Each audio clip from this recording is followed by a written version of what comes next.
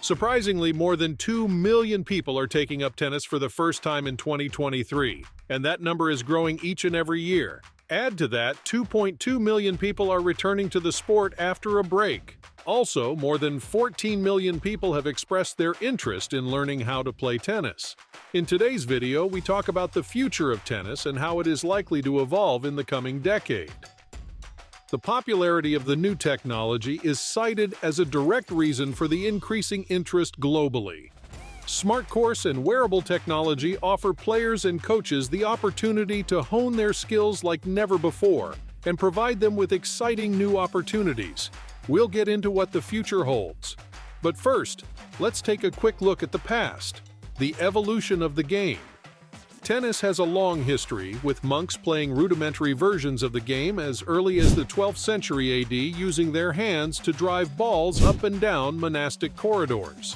Tennis is said to have been the first sport of kings, as only privileged monarchs were allowed to play indoor tennis in the 16th century. The popularity of the game deteriorated by 1700, but that changed greatly with the invention of vulcanized rubber balls in 1850, which revolutionized the sport and made it possible to adapt it into an outdoor game played on grass. In the last 3 to 4 decades, the sport of tennis has undergone enormous changes, not only in terms of players participating but also in terms of the way the game is played. In the 1990s, fast grass, indoor carpet, rebound ace, medium-fast hard courts, and slow red sand were all popular surfaces to play on. The highest-ranked players each reflected a wide range of preferred play styles, with clearly defined battle lines drawn between attackers and baseliners. However, during this period, all court players preferred attacking net play. Changes made to the game at the beginning of the 20th century were aimed largely at promoting tournament growth, which led to the development of an international tournament scene. The first Davis Cup took place in 1900, and within a few decades, 4 major tournaments were introduced: Wimbledon, the US Open, the Australian Open, and the French Open. In the course of the development of the game, several rules and regulations were adopted, including a slight change in clothing. The rule that tennis players must be dressed all in white began in the Victorian era and was inspired by cricket clothing, the idea being that it kept players cool even in hot weather. Various tweaks to rules, contests, and participation requirements were made, and the tennis we play today is not much different than the game enjoyed in earlier times. In today's video, we touch upon a number of changes which have been made to the game and examine reported plans to modernize tennis in the coming decade. Technological advancement technology is evolving in almost every aspect of life, and tennis is no exception. Some might argue that as far as technological advancement is concerned, tennis is in the Ice Age. But this isn't entirely true, since as the game itself and sport more broadly shift and adapt, those who won't embrace such changes will be left behind. Sports such as football, hockey, and basketball use video analytics, biometric feedback, and innovative strength and conditioning protocols that not only improve a player's performance, but also provide referees, umpires, and coaches with relevant information. Hawkeye can show when a ball has gone beyond the baseline. But the other forms of feedback mentioned can provide information about when a player needs rest, is overtrained, or is prone to injury. The rackets have also evolved over time. Now, they include components and new materials which enable players to play their best game. Racket manufacturers are developing smart rackets that allow players to simply clamp a microchip into the club cap that collects information ranging from the number of shots taken to spin rate, playing time, consistency, and technique. This should revolutionize the speed at which players learn to improve their technique, and it should also improve the efficiency of practice drills, eliminating wasted time. As we mentioned, the development of Hawkeye technology was a significant facility as it assists referees, players, and linesmen, and has made tennis error-free and removed the need for John McEnroe-style on-court meltdowns. Another technological advancement in tennis that is not much spoken about is the use of telemetry sensors that allow players to keep track of their performance and help them improve their playing technique. PlaySight now offers technology that radically changes the way the pros can train, as they can receive instant slow-motion replays, automatic line calls, 3D tactical checks, punch analysis, serve speed, and video streaming. In the 21st century, knowledge is power, and being informed will propagate a better all-around athlete and expedite desirable outcomes. These additions have made tennis a completely different sport compared to what it was even 3 years ago, and further progress is expected over the next decade. Changes in courts. The average height of athletes has increased dramatically over the last 30 years. The average male top 100 tennis player has grown by 0.8 inches since 1990. However, the dimensions of the tennis court have remained unchanged since its conception, which begs the question of whether changes should be made. Should the height of the net be increased, the playing field widened, or the size and weight of the ball adjusted? Consider the position of a typical player in the preparation of the serve in relation to the baseline and how big the differences are. Players like Rafael Nadal often choose to stand 6 to 10 feet behind the baseline, while others like Andy Murray opt for a more aggressive position near or within the baseline. Both have significant advantages and disadvantages in terms of the time available, the choice of shots, and the natural angles. Now, if we consider the current size and location of today's service box, it hasn't changed. It's the same today as it was 10, 20, or 100 years ago.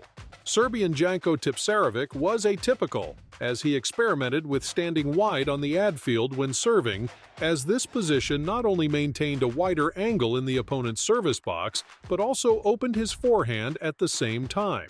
It gave his opponent an unconventional look that confused him.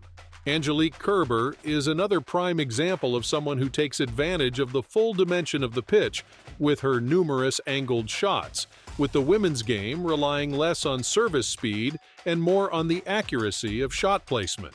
When you understand the advantages of a cross-court shot compared to a down-the-line shot, and how this change is based on both your own and your opponent's position, you begin to realize the importance of geometry. The serve and kickback make up a large percentage of the game, so it would be a wise recommendation to continuously optimize these areas. Over the next 10 years, whether or not the size and geometry of tennis courts for players will change is likely to be a hotly contested subject, as the idea that the rules of the sport will suddenly be tweaked is not likely to be popular or taken seriously.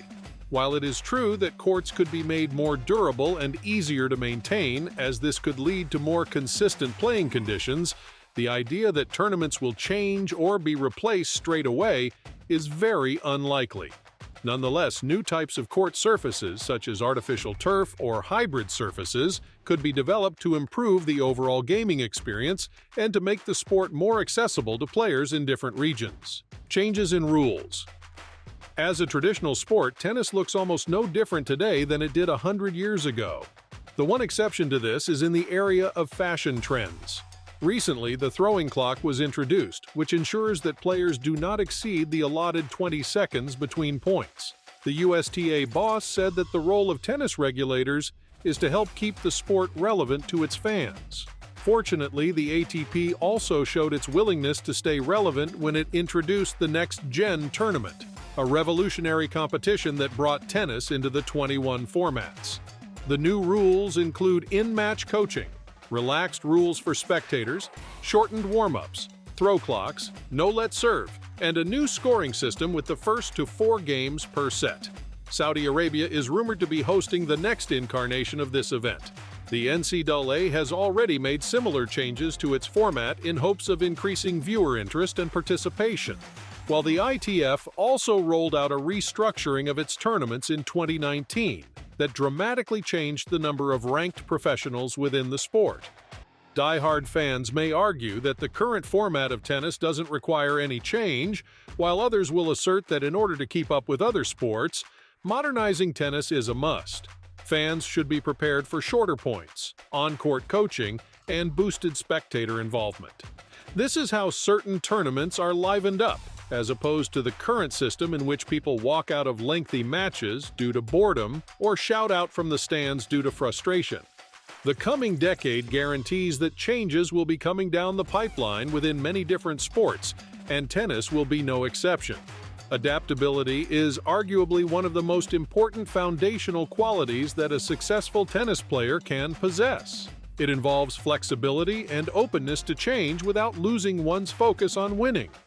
This is crucial now more than ever. As tennis begins a transformative period of enlightenment, it will be fundamental to use relevant training methods assisted by modern technology while reimagining what is thought of as conventional within the sport. If you are an aspiring player, there has never been a better time to seize the opportunity to learn and improve with every tool at your disposal. It is likely that as the sport develops, the level of competition at every age range will increase. It is crucial to maximize every competitive advantage possible to avoid being left behind by those more committed to riding shotgun with tennis as it advances into a new golden era. May we all get to witness the modern evolution of tennis. May we watch the sport become more accessible, more exciting, and more engaging for everyone. That's all for today. Don't forget to subscribe to the channel and hit the bell icon for more videos. Here are 2 more splendid videos for you to enjoy. See you over there, and see you in the next video.